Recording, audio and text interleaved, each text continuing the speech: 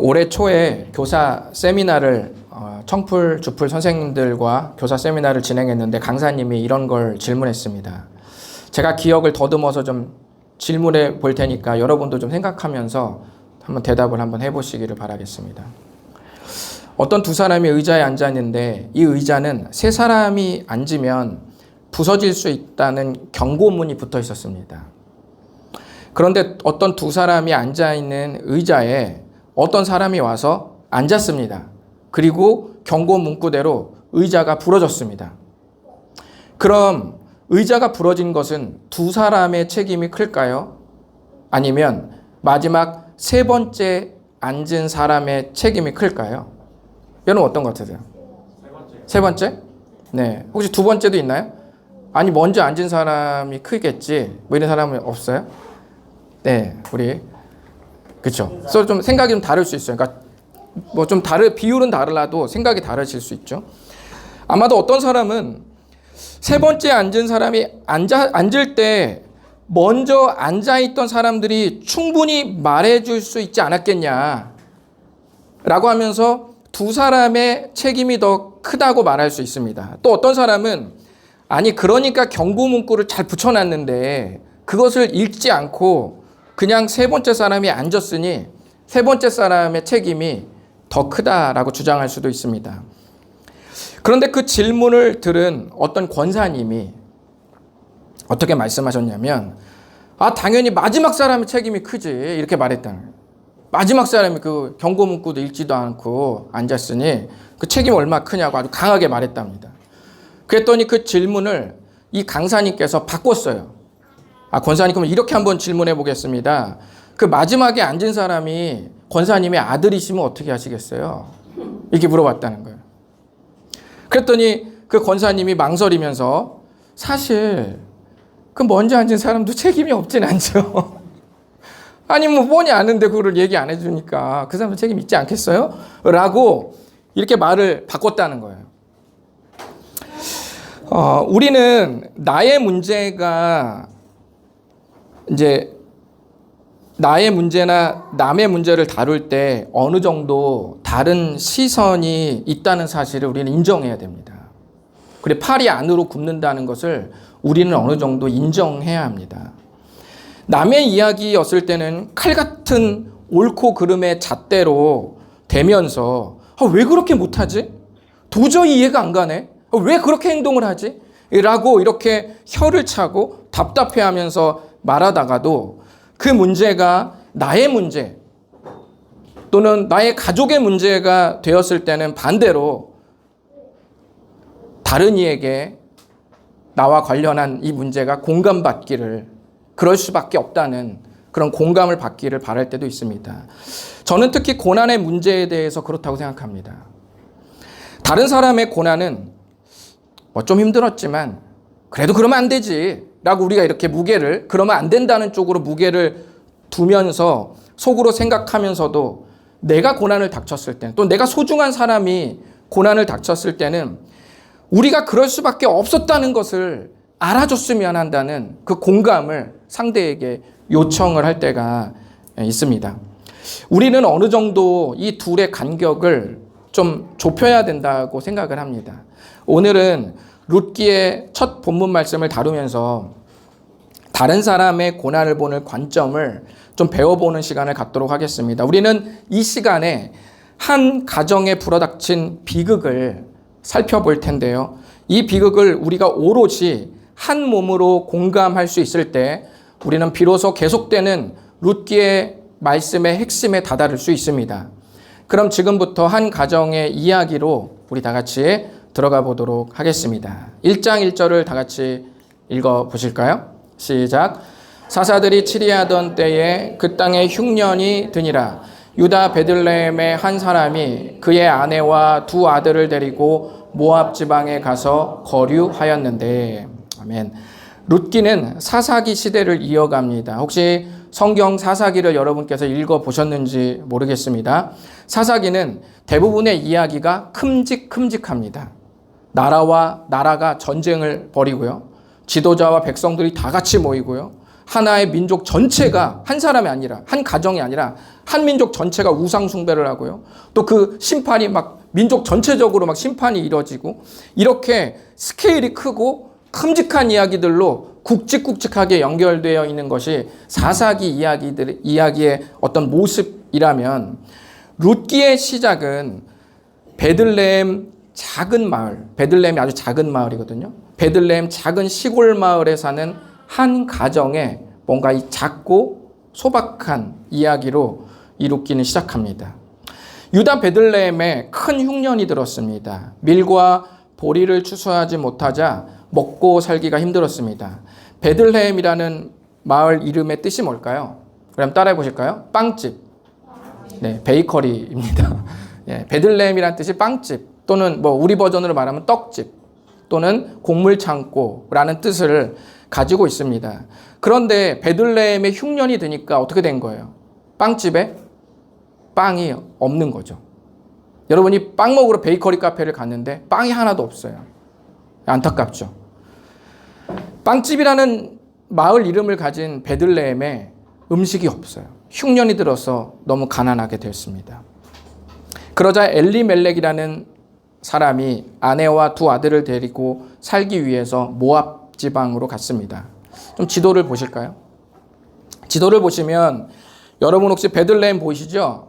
거기서 먼저 여리고 보이세요? 위쪽으로 올라가면 베들레헴에서 조금 올라가면 여리고가 보이는데 지도를 보면 이 베들레헴, 여리고 또 요단강을 건너서 아래로 쭉 내려가서 모압으로의 이주는 대략 한 100km 정도의 미터 정도의 여정이 기다리고 있는데요. 그 길이 쉽지가 않습니다. 먼저 베들레헴에서 여리고를 지나서 요단강을 건너야 하는데요. 베들레헴에서 여리고까지의 이 장소 있죠? 여기서 이 윗부분은 고대 시대에서 도둑대들과 강도들이 가장 많이 출몰하는 지역이에요. 그러니까 만약에 아무것도 무장하지 않은 한 가족이 이곳을 지나간다고 하면 어때요? 두렵겠죠? 이 시대에 도적대나 이거는 그냥 돈 뺏고 끝내는 게 아니라 그냥 죽여버려요. 그러니까 사랑하는 내 가족들이 죽을 수도 있다는 위험을 지금 감수하고 가고 있는 거라고요. 쉽지 않은 거죠. 또 잘 그 지역을, 그리고 여러분이 누가복음 10장에서 보면은 예수님께서 강도 만난 자의 이웃이 누구냐라고 물어볼 때 있죠. 그 강도 만난 자 비유 있죠. 거기 보면 본문 말씀을 잘 읽어보시면 여리고에서 예루살렘에서 여리고로 내려가다가 강도를 만났다 이렇게 예수님이 말씀을 하세요. 거기도 이 길이에요. 베들레헴에서 예루살렘 얼마 안 멀거든요. 경로는 똑같아요. 여리고로 가려면. 그러니까 누가복음 신약 시대에도 이 경로는 도둑대들이 강도들이 많이 출몰하는 지역이라는 걸 우리가 알 수가 있죠. 이 지역을 건너가야 되고요. 그리고 요단강을 건넜더라도 요단강 지역은 푸르죠. 지도 아시죠? 그리고 갈색 부분은 지대가 높아요, 낮아요?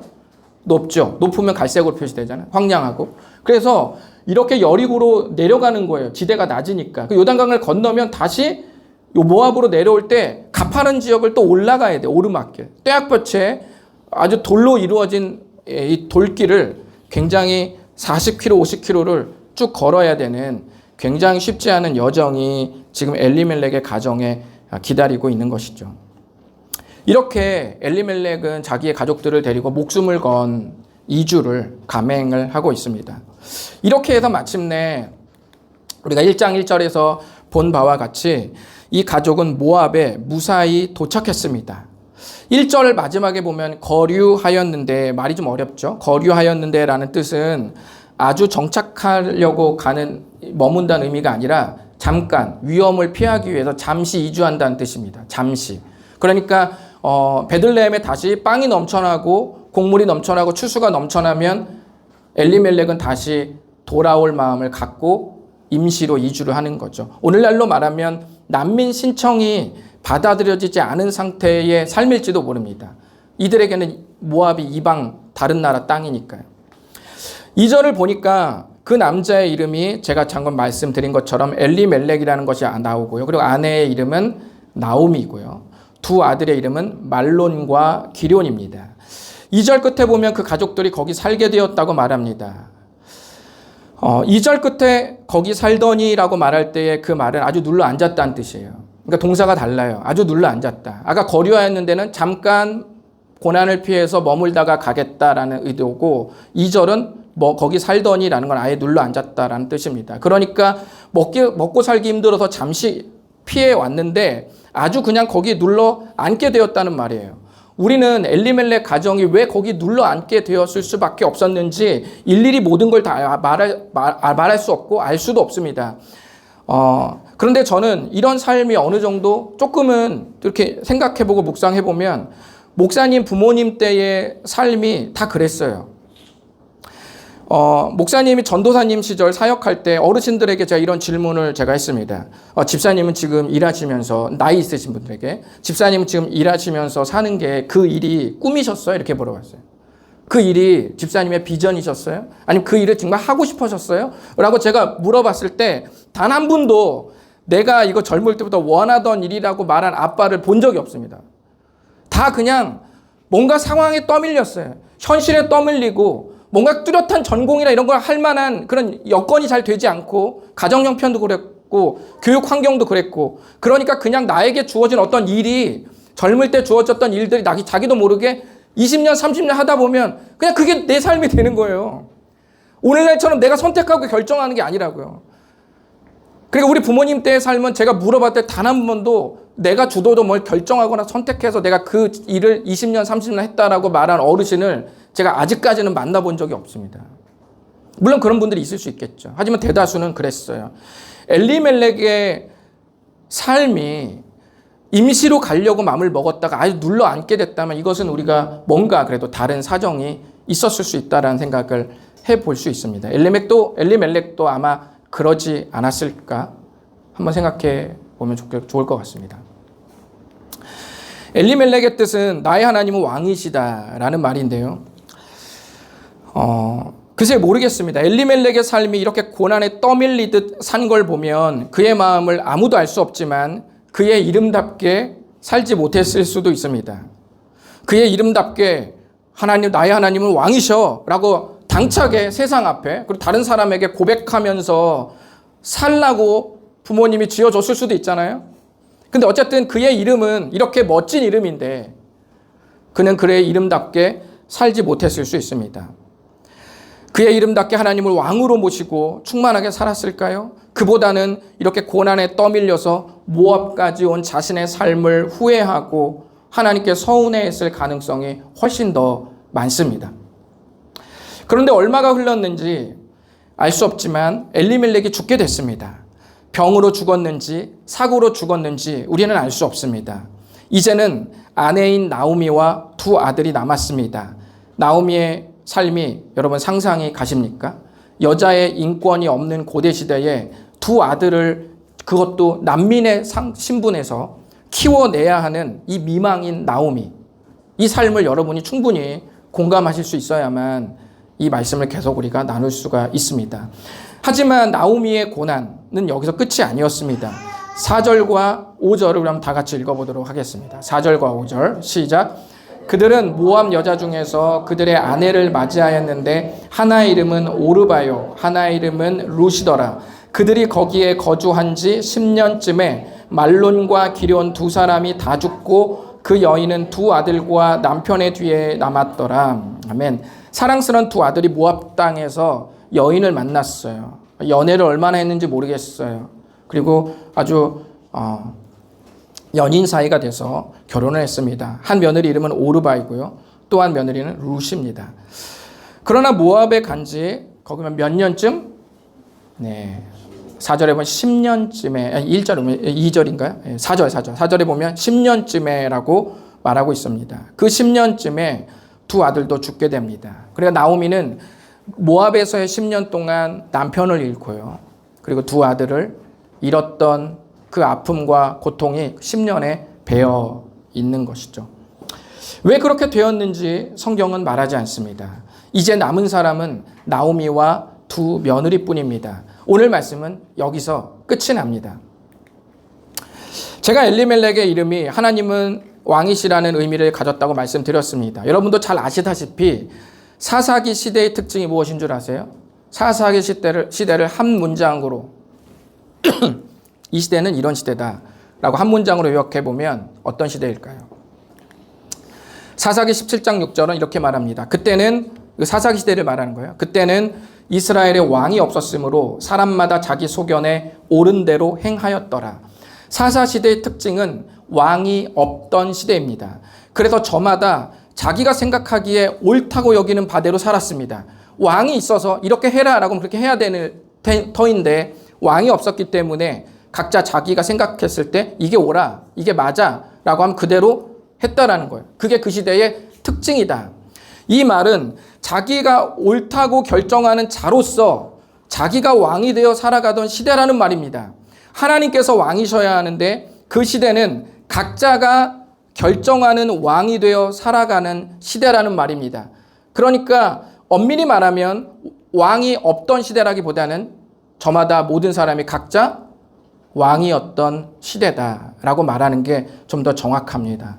이런 시대에 당당히 왕의 고백, 하나님은 왕이시다라는 고백을 가진 자가, 그 이름을 가진 자가 떠밀리듯 모압으로 왔고 그 고백대로 살지 못한 채 죽었다는 말은 그 시대의 암울함을 우리에게 보여주고 있습니다. 가족들의 이름이 이런 뜻을 가졌습니다. 엘리멜렉은 방금 말씀드렸고요. 나오미는 기쁨, 즐거움이라는 뜻이고요. 말로는 뭐예요? 병듦. 네. 말론의 말로가 좋지 않아요. 멸망, 기론은 뭐예요? 멸망. 기론의 기력이 이렇게 좋지 않아요. 멸망했어요. 그러니까 어쩌면 성경의 가족들의 이름에서 이 가족들의 삶이 쉽지 않을 것이라는 사실을 성경은 미리 보여준 셈입니다. 암시지요. 하나님은 왕이시라는 고백을 가진 하나님이 왕이시라는 고백을 가진 엘리멜렉은 죽었고요. 그렇습니다. 어떤 부모가 여러분 생각해 보세요. 자녀 이름을 이렇게 저렇게 짓겠습니까? 안 그래요? 여러분 자녀를 낳으면 이렇게 지으실 거예요? 네. 저기 어디 갔어요? 저기 주원이 둘째 낳으면 이런 거 지으실 거예요? 병듦이나 멸망 이런 거. 막 루저, 막 쪼다 뭐 이렇게 지으실 거예요? 그런 거 아니잖아요. 축복을 담아서 거기다 이름을 짓잖아요. 그런데 이렇게 지은 사람이 어디 있겠습니까? 그렇죠? 그래서 어떤 학자들은 이것은 어떤 이 이야기, 룻기가 진행되는 이야기를 더 정확하게 암시하고 설명해 줄 수 있도록 그렇게 미리 보여준 상징적 이름이다 라는 그런 말씀을 하는 학자들도 있습니다. 임시로 사용한 별명일 거라는 말이죠. 남편은 하나님의 남편은 하나님의 왕이시고 아내의 이름은 기쁨을 가졌는데 그럼 다 끝난 거 아니겠습니까? 하나님이 우리의 주님이고 내 삶이 기쁨과 행복이야. 그럼 끝난 거죠. 그런데 이 두 개가 다 깨졌어요. 하나님 왕이시라는 남편은 죽었고요. 나오미의 기쁨의 상급인 두 아들이 죽었죠. 그러니까 나오미는 더 이상 기쁨이 아닌 거예요. 내 이름대로 더 이상 살 수 없게 되었습니다. 그리고 기쁨의 삶을 꿈꾸면서 떠났던 모압행은 영화 부산행처럼 비극을 낳고 더 이상 기뻐할 수 없게 되었습니다. 오늘 말씀은 이 비극을 나누는 것으로 끝을 냅니다. 그리고 이 단락으로 끝이 나. 이게 한 단락이에요. 끝이 납니다. 이 짧은 내용은 룻기 전체 이야기의 배경이 됩니다. 그러니까 룻기를 읽을 때 뭘 인지하고 있어야 된다? 이 비극을 항상 머릿속에 염두하고 성경을 읽어 나가야 된다. 룻기를 읽어 나가야 된다라고 성경은 말씀하는 것이죠. 그러니 여러분도 앞으로 계속 나누더라도 이 내용을 머릿속에 잘 기억해 두십시오.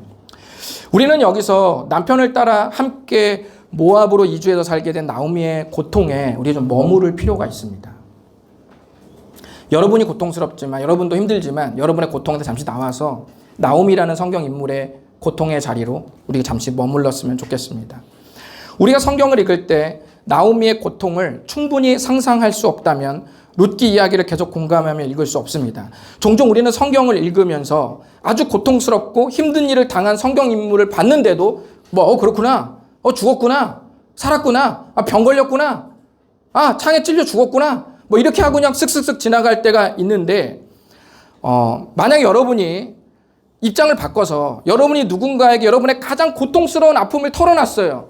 그런데 그 사람이 그렇구나, 힘내자, 아자, 화이팅, 나가서 밥 먹자, 이러면 여러분이 괜찮아요? 마음이? 힘들겠죠. 엄청 힘들겠죠. 우리는 때때로 다른 사람의 고난을, 그리고 성경에 기록된 사람들의 고난을 그냥 듣거나 눈으로 글씨만 그 텍스트 글씨만 보는 것으로 그냥 지나칠 때가 많습니다. 그런데 그렇게 해서는 어떤 역사도 우리에게 일어나기가 어렵습니다. 누군가 여러분의 아픔을 공감받기를 바라는 것처럼 성경은 사람으로서 서 있는 건 아니지만 그 살아있는 하나님의 말씀이 여러분에게 공감받기를 요청하고 있어요. 그 인물의 이 역사와 이야기를 들으면서 충분히 공감하기를 바라고 있습니다. 그래서 오늘 나오미의 고통스러운 10년의 세월을 우리가 지켜보면서 우리가 성경 속에 등장하는 고난의 이야기를, 그리고 우리 주변에서 고통스러운 사람들의 이야기를 어떻게 들어야 하는지 함께 좀 나눠보도록 하겠습니다. 우리 첫 번째 한번 읽어보실까요? 시작. 세월을 짧은 말로 압축하지 않아야 합니다. 우리는 흔히 수십 년에서 많게는 수백 년의 세월을 압축한 기록들을 보게 됩니다. 예를 들면 여호수아서는 총 24개 장으로 되어 있는데요. 30년에서 40년의 사건들을 압축해 놨습니다. 반면 사사기는 21개장이죠. 그러니까 비슷하죠. 3개장 정도 차이 나니까. 21장으로 되어 있는데 약 300년, 350년 정도 이야기를 압축해서 기록해 놨습니다. 성경 분량은 비슷한데 압축된 정도가 많이 다르죠. 10배 정도 차이 나죠. 하나는 3, 40년의 이야기, 하나는 300년 정도의 이야기라면 거의 10배 정도를 압축해 놓은 셈이 되는 것이죠. 그런 관점으로 우리가 생각해 볼 때 룻기에서 나오미의 고난의 세월이 몇 년이라고 그랬죠? 10년간의 그런 일이 일어났잖아요. 아픔이 있는 거죠. 왜냐하면 첫 스타트에 남편이 죽었잖아요. 아픔을 가지고 살죠. 근데 마지막 지점에 행복이 온 게 아니라 누가 죽었어요? 두 아들이 죽죠. 그러니까 나오미의 10년의 인생의 처음과 끝, 출발과 마지막 지점에 가장 사랑하는 사람들의 죽음이 거기 있다고요. 우리는 이 아픔을 좀 생각해 볼 필요가 있습니다. 그런데 그 10년의 세월을 몇 개 구절요? 5개 구절로 압축해 놨다는 거예요. 누군가 여러분의 10년을 5줄로 대수롭지 않게 압축한다면 어떻게 하시겠어요? 가장 힘든 걸 털어놨어요. 아무한테도 털어놓지 않은 그 가슴 깊은 내면에 그 아픔을 여러분께 털어놨어요. 근데 여러분이 5줄로 그러네, 오케이, 알았어, 힘들었겠네, 좋았다, 그래, 가자, 이렇게 대충 얘기하고, 자, 일어나, 시간 없어, 야, 버스 온다, 빨리 일어나, 이렇게 하고 여러분 끝내고 5줄 정도로 압축해서 말해버린다면 여러분 어떻겠습니까? 힘들겠죠. 우리는 아마도 저마다 자신의 내 고난이 가장 크다고 여기면서 상대를 대했을지 모릅니다. 여러분 생각해 보세요. A는 몸이 엄청 아픈 세월을 보냈어요. 도저히 인간으로도 겪을 수 없는 엄청난 아픈 그 육체의 고통을 10년간 알았어요. 그리고 B라는 사람은 소중한 가족 한 사람을 잃었어요. 떠나보냈습니다. 그러면 A는 이렇게 생각할 수 있어요. A는 사람들을 대하면서 수많은 사람들의 고통을 들으면서도 속으로 이렇게 생각할 수 있어요. 네가 육체의 고통으로 몸부림친 내 10년을 알까? 이렇게. 또는 B는 수많은 사람들의 나눔과 고통 이야기를 들으면서 속으로 이런 생각할 수 있어요. 가장 소중한 사람을 잃어서 내 속이 완전히 무너져 내려앉은 것, 붕괴된 것 같은 그 멘탈과 그 정신 상태를 네가 알까? 라고 속으로 생각하면서 상대의 이야기를 들을 수 있습니다. 여러분, 압축된 시간을 늘려야죠. 상대가 말한 것들을 우리는 좀 피곤하기 때문에 압축해서 심플하게 만들어서 넘겨버리려는 경향이 있습니다. 우리에게 그런 마음이 있죠. 여러분, 압축된 시간을 어떻게 해요? 다시 늘려야 돼요. 압축한 것들 다시 늘려서 여러분이 보냈던 10년의 여러분만의 고난의 세월의 양만큼 그 사람의 겪은 고통을 충분히 헤아리도록 여러분이 의지를 내서 생각을 해야 됩니다. 그리고 내 10년의 고통은 한없이 늘려요. 사람들에게 말할 때 내 10년의 고통은 한없이 늘리고 나 내일 또 만나서 얘기할 게 있어. 그 다음날 또 말할 게 있어. 그 다음날도 말할 게 있어라고 나의 고통을 충분히 풀어내놓는 반면에 다른 이의 고통은 싹둑 잘라서 그러니까 네가 하려고 하는 말은 뭐야? 그러니까 뭐 힘들다는 거야? 아니면 해결해달라는 거야? 아니 뭘 사달라는 거야? 뭐가 부족하다는 거야? 뭐야? 뭘 말하려고 하는 거야 나한테? 이렇게 말하면서 그 사람의 고통을 싹둑 잘라서 받아들이려는 마음이 있을 수도 있습니다. 그 세월을 압축하지 말고 그 세월만큼 묵상하고 한숨도 쉬고 아파하고 느끼면서 고민하는 것이 첫 번째, 다른 이의 고난을 우리가 대하고 보는 관점입니다. 두 번째는 어떤 게 있을까요? 한번 읽어보실까요? 시작. 되어서 그 사람의 고난을 느껴야 합니다. 나오미와 룻의 고통을 지금의 관점으로 해석하면 그 고통에 동참하기가 어렵습니다. 고대 시대 여성의 존재로 다가가야 훨씬 더 나오미의 아픔과 절망과 벽을 우리가 느낄 수 있습니다. 오늘날 많은 복지 혜택이 있고 소외된 사람들이 도움을 받을 수 있는 길이 나름 있어도 이 정도의 상실은 견디기 힘들 텐데, 현대에도. 근데 여성이 고대 시대에 일상을 전혀 살 수 없는 그 사회 속에서 덩그러니 남겨진 나오미와 룻의 아픔을 우리 모두가 느낄 수 있었으면 좋겠습니다. 사람마다 기질이 있어요. 어떤 사람에게 견딜 수 있는 게 어떤 사람에게는 견딜 수 없는 고통이 있어요. 이 사람에겐 쉬운데 이 사람에겐 어렵고 이 사람에겐 또 어렵지만 이 사람에겐 또 쉬운 것들이 있을 수 있다고요. 코로나가 가장 극심할 때 다들 여행을 못 갔잖아요. 그렇죠? 여행 많이 다니셨어요? 코로나 피해서? 네, 못 갔잖아요. 가장 극심할 때는 뭐 3명, 4명도 못 앉게 하고 막 그랬잖아요. 너무너무 힘들었잖아요. 그런데 우리 교회 가족 중에 어떤 분이 너무너무 밖을 못 나가니까 너무너무 답답해가지고 막 이 터져버릴 것 같다라는, 죽을 것 같다는 그런 말을 이렇게 하더라고요. 어디 여행이라도 떠나고 어디 밖에라도 나가고 싶은데 그러지 못해서 너무너무 힘들다는 거예요. 그런데 저는 어디를 막 다니지 않거든요. 이렇게 코로나가 아니어도 어디를 안 나가거든요. 저한테는 아무렇지도 않았어요. 제가 만약 그 교회 성도에게 찾아가서 야, 성인이 놀러 가면 뭐 얼마나 놀러 가? 뭐 역마살이 꼈니? 도대체 어디를 가려고 그래 자꾸. 그냥 집에 있어 그냥. 어차피 못 가. 그래 책이나 많이 읽고 교양이나 쌓으면 얼마나 좋아. 이렇게 말한다면 어떻겠어요? 그 사람의 고통은 제가 생각하는 그 나가지 못하는 그 답답함하고는 차원이 다른 거잖아요. 제가 만약 그렇게 말했다면 그 사람이 저를 째려보지 않겠어요? 그리고 개성교회가 나가지 않겠습니까? 사람마다 다른 겁니다. MBTI 유형별로 뭐 꼭 맞지 않더라도, 다 맞는 게 아니더라도 대체로 확률상 잘 견디는 고통이 있다고 합니다. 여러분의 기질을 찾아서 한번 읽어보시죠. 여러분의 기질상 정말 맞는지 한번 보세요. 잘 견디는 고통이에요. 못 견디는 게 아니라 잘 견디는 고통. 저 같은 경우는 INTJ거든요. 제가 확인해 봤어요. INTJ는 뭘 잘 견디냐? 장기적인 목표를 위한 불편함, 고독, 완전 취향 저격입니다. 저는 불편한 게 아무것도 그렇게 불편하지 않아요.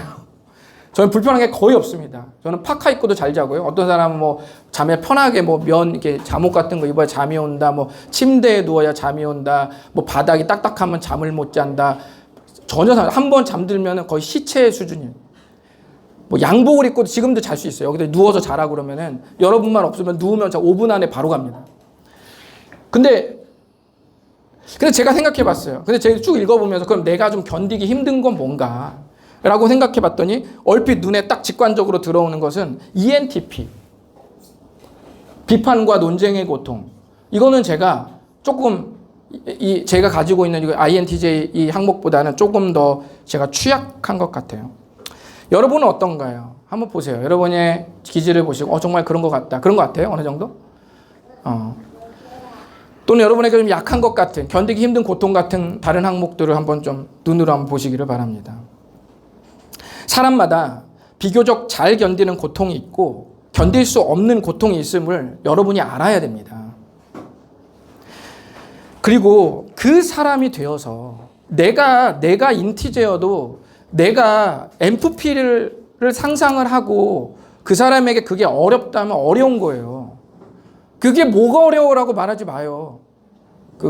그러면은 키 작은 사람 이렇게 찬장에서 뭐 꺼낼 때 저 묻은 거 탁 꺼내면서 뭐가 힘들어 그게 저희가 이렇게 말할 거예요 앞으로. 키 작은 사람들한테 뭐가 힘든 게 아니라 힘들다고요. 이게 사람마다 더 힘든 게 있고 덜 힘든 게 있고 안 힘든 게 있고 엄청 힘든 게 있다라는 것을 우리는 인정해야 됩니다. 그리고 그 사람이 되어서 그 사람의 고통을 느껴야 합니다. 그 정도는 아무것도 아니라고 말하지 마십시오. 성경은 그리스도의 고난을 기록한 본문이 많이 있습니다. 그런데 예수님의 고난을 기록할 때 아주 중요한 메시지를 주시는데요. 히브리서 4장 15절을 한번 읽어보실까요? 시작. 우리에게 있는 대제사장은 우리의 연약함을 동정하지 못하실 리가 아니요 모든 일에 우리와 똑같이 시험을 받으신 이로되 죄는 없으시니라. 아멘. 동정하다라는 말은 단순히 공감한다라는 말이 아니라 사전을 찾아보면은 함께, 그러니까 우리말 사전이 아니라 원래 그리스어 사전을 찾으면 함께 아파한다, 함께 공감한다, 함께 고통을 겪는다 이런 뜻이에요. 그런데 이것은 단순히 그냥 함께 뭔가를 고통을 겪고 이런 뿐만 아니라 우리가 보통 공감은 몇 %까지 가능하죠? 99%까지 가능해요. 여러분이 나는 그 사람을 100%, 200% 공감한다라고 하는데 그것은 인간에게 잘 있기가 쉽지 않습니다. 인간에게 만약 100%의 공감이 있으려면 최대한 어떤 것이 있어야 되냐면 그가 겪은 난이도의 고난을 똑같이 겪어야 됩니다. 그러면 100%에 거의 다 근접할 수 있겠죠.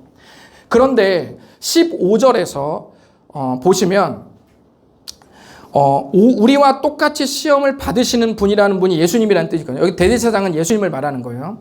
예수님이 우리와 똑같이 시험을 받으시는 분이라는 말이 뭐냐면 우리가 인간이 겪을 수 있는 모든 종류, 모든 난이도의 고통과 고난을 예수 그리스도께서 겪으셨다라는 뜻입니다. 그러니까 예수님은 우리를 정서적으로 공감하시는 분뿐만 아니라 우리가 겪을 수 있는 모든 고통의 난이도를 다 겪은 분이기 때문에 100% 우리 처지를 헤아리는 분이라고 말씀하는 겁니다. 우리가 섬기는 주님이 그런 분이십니다. 군림하는 게 아니라 CEO처럼 명령을 내리는 사람이 아니라 오더를 내리는 사람이 아니라 그분이 우리의 고통을 함께 겪은 분이라는 사실을 잊지 마십시오. 조금 길지만 마지막으로 우리 이거 한번 읽어봤으면 좋겠습니다. 좀 눈에 보이시는 분들만 읽어주십시오. 시작. 부당하게 고난을 받아도 하나님을 생각함으로 슬픔을 참으면 이는 아름다우나 죄가 있어 매를 맞고 참으면 무슨 칭찬이 있으리요. 그러나 선을 행함으로 고난을 받고 참으면 이는 하나님 앞에 아름다우니라. 이를 위하여 너희가 부르심을 받았으니 그리스도도 너희를 위하여 고난을 받으사 너희에게 본을 끼쳐 그 자취를 따라오게 하려 하셨느니라. 그는 죄를 범하지 아니하시고 그 입에 거짓도 없으시며 욕을 당하시되 맞대어 욕하지 아니하시고 고난을 당하시되 위협하지 아니하시고 오직 공의로 심판하시는 이에게 부탁하시며 친히 나무에 달려 그 몸으로 우리 죄를 담당하셨으니 이는 우리로 죄에 대하여 죽고 의에 대하여 살게 하려 하심이라. 그가 채찍에 맞음으로 너희는 나음을 얻었나니 너희가 전에는 양과 같이 길을 잃었더니 이제는 너희 영혼의 목자와 감독되신 이에게 돌아왔느니라. 아멘.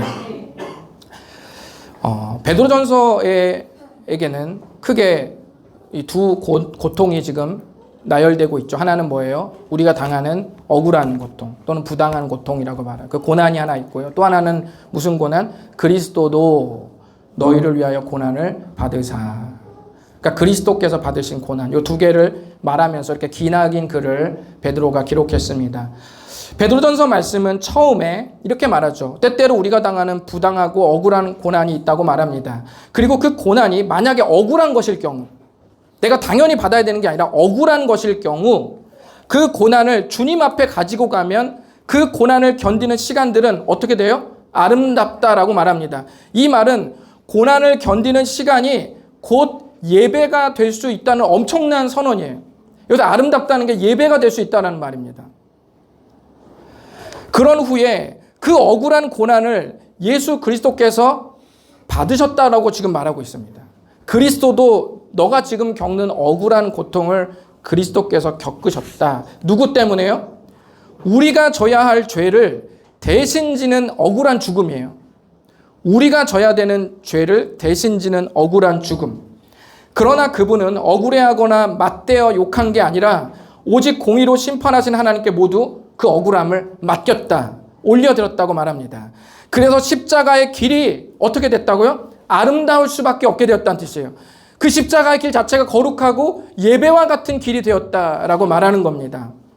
그 길을 이제 우리에게 본으로 보이고 샘플로, 모델로 보이고 우리 모두가 따라오도록 요청하고 있다고 말합니다. 베드로전서 말씀은 우리가 당하는 고통을 예수님의 고통과 겹쳐보라고 말하는 거예요. 지금 그의 길, 그가 아름다웠던 그의 여정과 너가 지금 겪고 있는 억울한 그 길, 그리고 그것을 주께 던져버리고 공의로 심판하는 이에게 맡기며 그 시간들을 지나오는 그 아픔과 몸부림의 그 기간들, 그것이 아름답고 예배의 시간들이 되었는지 그리스도의 십자가의 길과 겹쳐보라고 지금 말하는 겁니다. 그리고 다른 사람의 고통을 그리스도의 십자가를 통과해서 바라보라는 거예요. 그리스도도 고난을 받았다는 거예요. 그리고 그분은 우리와 같이 동정하지 못하실 리가 아니라는 거죠. 다 겪으신 분이라는 거예요. 그러니까 그분의 십자가를 통과해서 다른 이의 고통도 보라고 요청합니다. 다른 이의 고난의 세월을 압축하지 말고 그 사람이 되어서 고스란히 느끼고 그 고통을 예수 그리스도께 가지고 나아가서 함께 짊어지는 삶을 살기를 요청하고 있습니다. 그렇게 되면 우리는 비록 성경 인물이지만 나오미와 룻의 아픔을 더 정확히 헤아릴 수 있게 될 것입니다. 그리고 그 아픔을 간직한 채 룻기가 계속 써내려가는 스토리와 서사에 우리의 마음이 들어가 있고 거기서 말씀하시려는 주님의 그 메시지를 우리 모두가 반드시 가슴에 담아갈 수 있을 줄 믿습니다. 기도하겠습니다.